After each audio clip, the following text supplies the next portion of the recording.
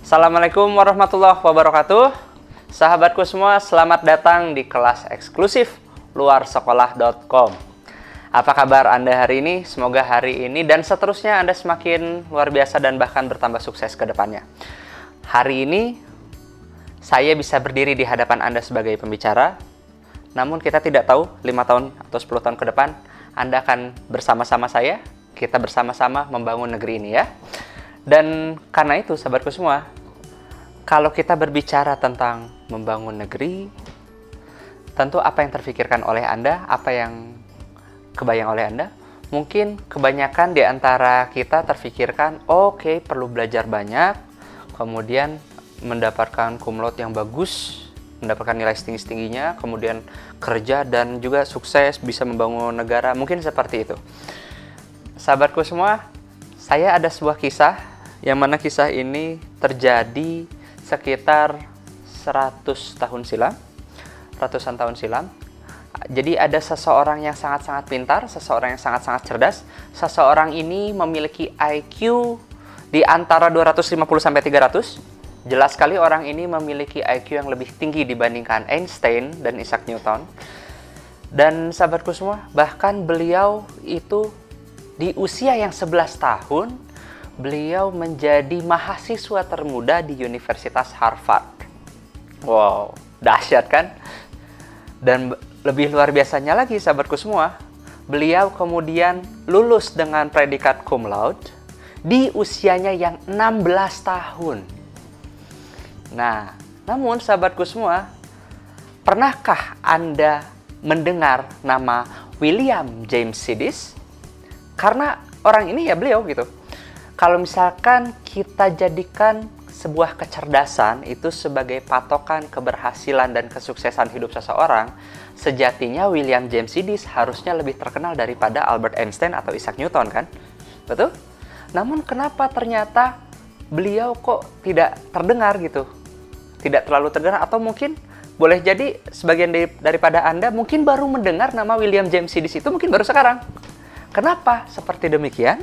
Karena ternyata sahabatku semua, William James Sidis orang yang sangat-sangat pintar, orang-orang yang sangat-sangat dahsyat, namun ternyata beliau tidak mampu untuk mengkomunikasikan kecerdasan yang ia punya kepada orang lain dan meyakinkan idenya itu diterima oleh orang lain dan orang lain menjalankannya.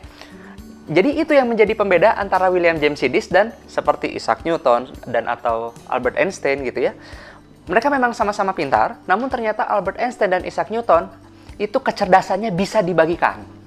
Jadi sahabatku semua, kalau selama ini kita susah-susah gitu ya, berusaha dan berjuang untuk menjadi pintar, ternyata menjadi pintar dan memintarkan orang lain atau menancapkan ide ke orang lain ternyata memiliki keterampilan yang berbeda.